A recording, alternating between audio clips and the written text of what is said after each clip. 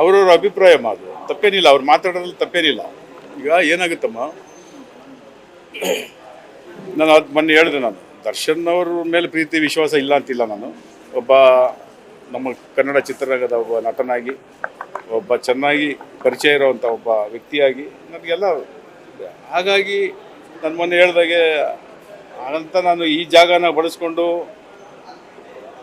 ದರ್ಶನ್ಗೋಸ್ಕರನೇ ಈ ಪೂಜೆ ಮಾಡ್ತಾಯಿದ್ದೀನಿ, ಪುಣ್ಯ ಏನು ಹೇಳ್ತಾರಲ್ಲ ಅದು ಅವ್ರ ಅನಿಸಿಕೆ.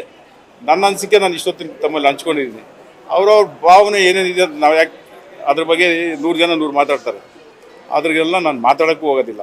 ಏನಾಗುತ್ತೆ, ಚಿತ್ರರಂಗದಲ್ಲಿ ಕಾರ್ಮಿಕರಿಗೆ ದುಡ್ಡು ಕೊಡ್ಬೋದಾಗಿತ್ತು, ಈ ಥರ ಪೂಜೆ ಮಾಡಬಹುದು. ನಾವು ದುಡ್ಡು ಕೊಡೋದಕ್ಕೆ ಮಾಡ್ತಾ ಇರೋದು. ಇದು ಮಾತಾಡೋರು ಯಾರು ಒಬ್ಬೊಂದು ದಿನ ಬಂದು ಆ ಕಾರ್ಮಿಕರ ಬಗ್ಗೆ ಯೋಚನೆ ಮಾಡಿಲ್ಲ. ಮಾತಾಡಿದವರು, ಹೇಳಿಕೆ ಕೊಟ್ಟವರು ಸುಮಾರು ಜನ ಯಾರು ಬಂದು ಒಂದಿನ ಬಂದು ಅವ್ರನ್ನ ಯಾರು ಆಯ್ತಪ್ಪ, ಕೋವಿಡ್ ಟೈಮಲ್ಲಿ ಯಾರು ಬಂದು ನಿಂತ್ಕೊಂಡು ಮಾಡಿದ್ರು? ಇಲ್ಲಿ ಯಾರು ಮಾಡಿದ್ರು? ಅಂಬರೀಷ್ ಅವರು ಇಲ್ಲ ಅಂತ ನಾವೇನು, ಅಂಬರೀಷ್ ಅವರು ಪಾಲಿಸ್ಕೊಂಬಂದಿದ್ದು ನಾವು ಪಾಲಿಸ್ಕೊಬರ್ಬೇಕು. ಅಂಬರೀಷ್ ಅವರ ಈ ಸಂದರ್ಭದಲ್ಲಿ ಏನು ಮಾಡ್ತಾಯಿದ್ರು, ಅದರಲ್ಲಿ ಅಟ್ಲೀಸ್ಟ್ ನಾವು ಒಂದು ಪ್ರಯತ್ನ ಪಟ್ಟು ಏನು ಮಾಡಬೇಕು ಅಂತೇಳಿ ಮೇಡಮ್ ಅವ್ರನ್ನ ನಾವು ಮುಂದೆ ಕರೆಸಿ ಅವರು ಒಂದು ಸ್ಥಾನಮಾನ ಪಡೆದಿದ್ರಿಂದ ಸುಮಾರು ಜನ ರಾಜ್ಯದ ಮಂತ್ರಿಗಳಲ್ಲಿ ಎಲ್ಲರ ಹತ್ರ ರಿಕ್ವೆಸ್ಟ್ ಮಾಡಿ ಮೆಡಿಕಲ್ ಕಿಟ್ ಆಗ್ಬೋದು, ಫುಡ್ ಕಿಟ್ ಆಗ್ಬೋದು, ವ್ಯಾಕ್ಸಿನೇಷನ್ ಆಗ್ಬೋದು, ಸುಮಾರು ಇಲ್ಲಿ ನಿಂತ್ಕೊಂಡು ಎಷ್ಟು ಮಾಡಿಲ್ಲ ನಿಮಗೆ ಗೊತ್ತಿದೆ. ಸೊ ಯಾವತ್ತೂ ನಾವೇನು ಬಿಟ್ಟಿಲ್ಲ. ಅದನ್ನು ಮಾತಾಡೋರು ಮಾತಾಡ್ತಾರೆ ಅನ್ನೋದಕ್ಕೆಲ್ಲರಿಗೂ ಉತ್ತರ ಕೊಡೋಕೆ ನಾನು ರೆಡಿ ಅವ್ರವ್ರ ಅಭಿಪ್ರಾಯ. ಒಳ್ಳೇದು ಬಯಸಿದ್ರು ಸರಿ, ಕೆಟ್ಟದ್ದು ಬಯಸಿದ್ರು ಸರಿ, ಇಲ್ಲ ನಾವು ಮಾಡ್ತಾರೆ ಸರಿ ಇಲ್ಲ ಅಂತ ಅವ್ರ ಭಾವನೆ ಇದ್ರು ಅವರನ್ನು ಅಟ್ಲೀಸ್ಟ್ ಮುಂದೆ ಬಂದು ನಿಂತ್ಕೊಂಡು ಮಾಡಲಿ. ಹಾಗಾದ್ರೂ ಈಗ ನನ್ನ ಅಭಿಪ್ರಾಯ ಅದೇ. ಈಗ ಅವ್ರ ಅಭಿಪ್ರಾಯನೂ ಬೇರೆ ಒಂದು ಅಂಗ ಅಂದರೆ ಮೀನ್ಸ್ ಒಂದು ಡಿಪಾರ್ಟ್ಮೆಂಟ್ಗೆ ಊಟ ತಿಂಡಿ ಕೊಡೋದು, ಅವ್ರಿಗೆ ಕಾರ್ಮಿಕರು ನೋಡ್ಕೋಬೋದಲ್ಲ ಅಂತ ಹೇಳ್ತಾರೆ. ಬಂದು ಮಾಡಲಿ, ಅವರು ಸಂತೋಷನೇ. ನಾವು ಅದ್ರ ಬಗ್ಗೆ ಏನೂ ಇಲ್ಲ. ನಮ್ಮ ಕಡೆಯಿಂದ ಏನಾದರೂ ಬೇಕು ಅಂದರೂ ನಾವು ಅದ್ರ ಜೊತೆ ಸೇರ್ಕೊಂಡು ಮಾಡ್ತೀವಿ. ಅದ್ರ ಬಗ್ಗೆ ನಾವು ಯಾವುದೇ ಥರದ ನಮಗೆ ಇನ್ನೊಬ್ರು ಏನೋ ಮಾತಾಡಿದ್ರು ಅವ್ರು ಇಷ್ಟ. ಎಲ್ರಿಗೂ ವಾಕ್ ಸ್ವಾತಂತ್ರ್ಯ ಇದೆ, ಮಾತಾಡ್ಕೊಡಿ, ಏನು ತೊಂದರೆ ಇಲ್ಲ. ಚಿತ್ರದ ರೆಮ್ಯುನರೇಷನ್ನ ಅಣ್ಣವ್ರು ಕೇಳೋರಂತೆ, ಎಷ್ಟು ತಗೋಬೇಕು ನಾನು, ಎಷ್ಟು ಕೊಡ್ತಾರೆ ನನಗೆ ಅಂತ. ಅವರು ಏನೋ ಒಂದು ಇಷ್ಟ ತಗೋತಾ ಇದೀವಿ ಅಂದಾಗ, ಬೇಡ ಅಷ್ಟು ತಗೋಬೇಡಿ, ಒಂದು 30-40% ಕಮ್ಮಿ ತಗೊಳ್ಳಿ. ಯಾಕೆಂದರೆ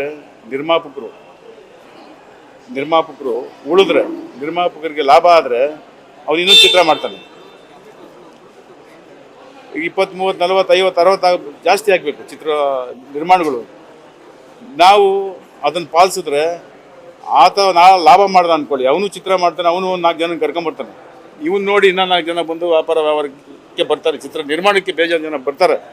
ಆ ಥರದ ಒಂದು ಕನಸು ಕಟ್ಟಬೇಕು ನಾವು ಅಂತೇಳಿ ಮಾಡಿದಾಗ, ಅದೇ ಥರನೇ ಇದು ಅಮ್ಮ ಹೇಳಿದ ಮಾತು ನನಗೆ. ಅದೇ ಥರನೇ ವಿಷ್ಣು ಸರ್ ಆಗ್ಬೋದು, ಅಂಬರೀಷ್ ಅವ್ರು ಆಗ್ಬೋದು, ಶಂಕರ್ ನಾಗ್ ಆಗ್ಬೋದು, ಮಿಕ್ಕ ಸಂದರ್ಭದಲ್ಲಿದ್ದಂಥ ಪ್ರಭಾಕರ್ ಎಲ್ಲರೂ ಅದನ್ನು ಪಾಲಿಸ್ಕೊಂಬಂದರು. ಚಿತ್ರರಂಗನ ಬೆಳೆಸಬೇಕು, ಉಳಿಸ್ಬೇಕು ಅನ್ನೋ ಒಂದು ಉದ್ದೇಶದಿಂದ ಪಾಲಿಸ್ಕೊಂಬಂದರು. ಅದು ಈ ಮಟ್ಟಕ್ಕೆ ಬಂದು ನಿಂತಿದೆ.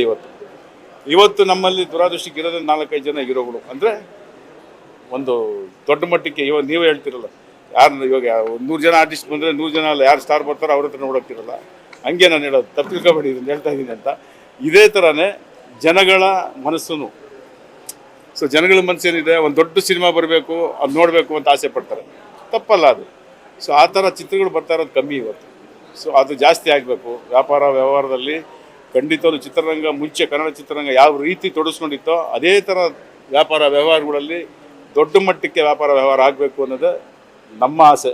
ಅದು ನನ್ನ, ಈಗ ಎಲ್ಲ 10 ವರ್ಷಕ್ಕೆ ಮುಂಚೆ 5 ವರ್ಷಕ್ಕೆ ಮುಂಚೆ ವ್ಯಾಪಾರ ವ್ಯವಹಾರ ಮಾಡಿರ್ತಾರೆ, ಚಿತ್ರ ಮಾಡಿರ್ತಾರೆ, ಅವರಿಗೆ ಅನುಭವ ಇರೋದಿಲ್ಲ. ನಾನು ಈಗ ತಾನೇ ಈ ವರ್ಷದಲ್ಲೇ 2 ಚಿತ್ರ ಮಾಡಿದ್ದೀನಿ.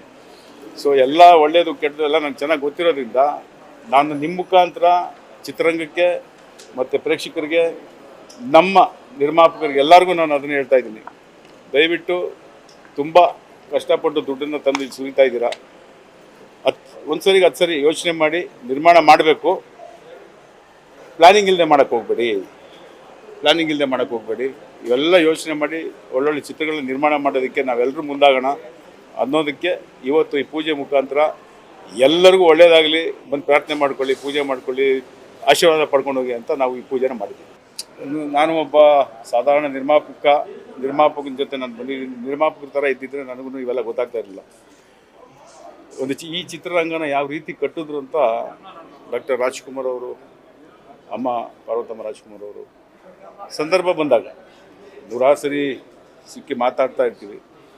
ಆ ಮಾತಾಡೋದ್ರಲ್ಲಿ ಅವ್ರದ್ದು ಬರೀ ಚಿತ್ರರಂಗದ ವಿಷಯನೇ ಮಾತಾಡ್ತಾ ಇದ್ದರು. ಚಿತ್ರರಂಗ ಯಾವ ರೀತಿ ಕಟ್ಟಿದ್ರು, ಅವ್ರು ಯಾವ ರೀತಿ ಒಂದೊಂದು ಮೂಟೆ ಅಕ್ಕಿನೂ ಕಲೆಕ್ಟ್ ಮಾಡಿ ಕಲಾವಿದರಿಗೆ ಎಲ್ಲರಿಗೂ ಸೇರಿಸಿ ಊಟ ಸಿಕ್ಕರೆ ಸಾಕು ಅನ್ನೋ ಒಂದು ಸಂದರ್ಭದಿಂದ ಕಷ್ಟಪಟ್ಟು ಈ ಮಟ್ಟಕ್ಕೆ ಬೆಳೆಸ್ಕೊಂಬಂದಿದ್ದೀವಿ ಅನ್ನೋ ಒಂದು ಮಾತನ್ನು ಈಗಲೂ ಆ ಮನಸ್ಸಲ್ಲಿ ನಾಟಿದೆ. ಅದು ಅವರು ಬೆಳೆಸ್ಕೊಂಬಂದಂಥ ಈ ಒಂದು ಚಿತ್ರರಂಗನ ಅಂದರೆ ನಾವು ಯಾವ ಜನ್ಮದಲ್ಲಿ ಏನು ಪುಣ್ಯ ಮಾಡಿ ನಾವು ಗೊತ್ತಿಲ್ಲ.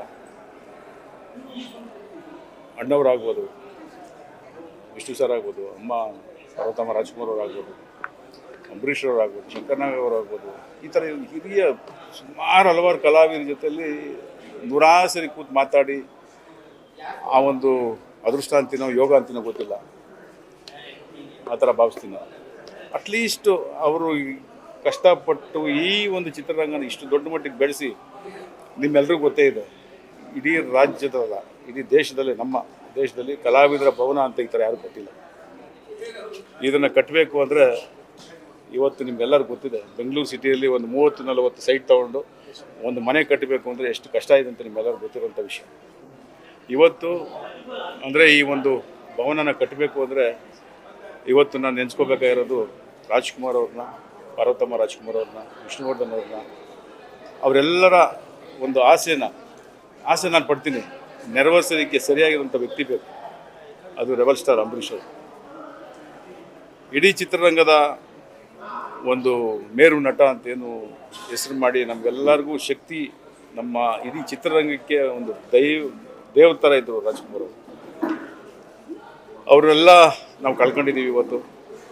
ಆದರೆ ಅವರು ಹೇಳಿದಂಥ ಮಾತುಗಳನ್ನು, ಅವ್ರು ಕಟ್ಕೊಟ್ಟಂಥ ಚಿತ್ರರಂಗನ, ಚಿತ್ರೋದ್ಯಮನ ನಾವು ಖಂಡಿತವಲ್ಲೂ ಬಿಡಬಾರ್ದು. ನಮ್ಮ ರೆಸ್ಪಾನ್ಸಿಬಿಲಿಟಿ ಅದು, ನಮ್ಮ ಜವಾಬ್ದಾರಿ ಅದು. ಆ ಜವಾಬ್ದಾರಿನ ನಾವು ಎಷ್ಟು ನಮ್ಮ ಮಟ್ಟಿಗೆ ನಮ್ಮ ಕೈಲಾಗುತ್ತೋ ಅದನ್ನು ಮಾಡಿ ಚಿತ್ರರಂಗನ ಉಳಿಸ್ಕೋಬೇಕು ಅನ್ನೋದು ನನ್ನ ಆಸೆ. ಅದು ಎಷ್ಟು ಮಟ್ಟಿಗೆ ಸಕ್ಸಸ್ ಆಗ್ತೀನೋ ಗೊತ್ತಿಲ್ಲ. ನೀವು ಹೇಳಿದ್ರಲ್ಲ, ಅದೆಲ್ಲ ಇಡ್ತಾ ಇಲ್ಲ ಅಂದರೆ ನನಗೆ ಈ ಸ್ಥಾನಮಾನ ಸಿಗ್ತಾ ಇಲ್ಲ. ನಮ್ಮೆಲ್ಲರಿಗೂ ಅಷ್ಟೇ, ನನಗೇ ಅಲ್ಲ ಎಲ್ಲರಿಗೂ. ಅದೆಲ್ಲ ಹಿಡಿತದಲ್ಲಿ ಇರೋದ್ರಿಂದಲೇ ನಮಗೆ ಈ ಸ್ಥಾನಮಾನ ಭಗವಂತ ಕೊಟ್ಟಿರೋದು. ಅದನ್ನು ಹೆಚ್ಚಿಸ್ತಾನೆ ದೇವರು. ಇಲ್ಲಿವರೆಗೂ ನೀವು ಅದನ್ನು ಕಾಪಾಡ್ಕೊಂಡು ಬಂದಿದ್ದೀರ, ಮುಂದಕ್ಕೂ ಅದನ್ನು ಕಾಪಾಡ್ಕೊಂಡು ಹೋಗಿ. ಯಾವುದೇ ಥರದ ನಿಮಗೆ ಒಂದು ಸ್ಥಾನಮಾನ ಸಿಕ್ಕಿದೆ ಅಂತ ದುರಾಂಕಾರ ಪಡಬೇಡಿ, ಇಲ್ಲ ಇನ್ನೊಬ್ರಿಗೆ ಕೆಟ್ಟ ಬಯಸಬೇಡಿ, ಇಲ್ಲ ಕೆಟ್ಟ ಮಾಡೋಕ್ಕೆ ಹೋಗಬೇಡಿ ಅನ್ನೋ ಒಂದು ಸಿಗ್ನಲ್ ಭಗವಂತ ಕೊಡ್ತಾನೆ ಅಷ್ಟೇ. ನನ್ನ ಅಭಿಪ್ರಾಯ ಇದು. ಸೊ ಅದನ್ನು ಮಾತಾಡೋರು ಮಾತಾಡ್ತಾರೆ, ನಾವು ಅದನ್ನು ತಲೆ ಕೆಡಿಸ್ಕೊಳ್ಳಲ್ಲ. ಭಗವಂತ ಇವತ್ತೇನು ಆಶೀರ್ವಾದ ಮಾಡಿದ್ದಾನೆ ಇಡೀ ಎಲ್ಲರಿಗೂ, ಇಡೀ ಚಿತ್ರೋದ್ಯಮ ಒಳ್ಳೆಯದಾಗಲಿ ಅನ್ನೋ ನಾವು ಈ ಒಂದು ಪ್ರಯತ್ನದಲ್ಲಿ ನಾವೇನು ಪೂಜೆ ಮಾಡಿದ್ವಿ ಅದು ಫಲಿಸಿದೆ ಅಂತ ನನಗೆ ನಂಬಿಕೆ ಇದೆ. ಎಲ್ಲರೂ ಅದನ್ನು ಪಾಲಿಸ್ಕೊಂಡು ಹೋಗೋಣ ಅನ್ನೋದೇ ನನ್ನ ಅಭಿಪ್ರಾಯ. ಸರ್, ಕನ್ನಡ ಜನತೆಗೆ ಹೇಳೋದಾದ್ರೆ ಚಿತ್ರಮಂದಿರಕ್ಕೆ ಬನ್ನಿ ಅಂತ ಹೇಳೋದಾದ್ರೆ, ಇದನ್ನು ನಾನು ಫಸ್ಟ್ ಸಿನಿಮಾ ಮಾಡಿದ್ಮೇಲೆ ಆವತ್ತಿಂದಲೂ ಹೇಳ್ತಾ ಇದ್ದೀನಿ, ಚಿತ್ರರಂಗನ ಉಳಿಸಿ ಜನ ಸಿನಿಮಾ ನೋಡೋರು ಕನ್ನಡ ಚಿತ್ರಗಳನ್ನ ಬಂದು ಥಿಯೇಟ್ರಲ್ಲಿ ಸಿನಿಮಾ ನೋಡಿ ಅಂತ ನಾನು ಸುಮಾರು ಹೇಳ್ತಾ ಇರ್ತೀವಿ. ಇವತ್ತಿಗೂ ಹೇಳ್ತೀನಿ, ಅವತ್ತಿಂದಲೂ ಹೇಳ್ಕೊಂಬಂದಿದ್ದೀನಿ. ನೀವೆಲ್ಲರೂ ಅದಕ್ಕೆ ಸ್ವಲ್ಪ ಕೈ ಜೋಡಿಸಿ ಅಂತ ಕೇಳ್ಕೊತೀನಿ ಅಷ್ಟೇ. Thank you.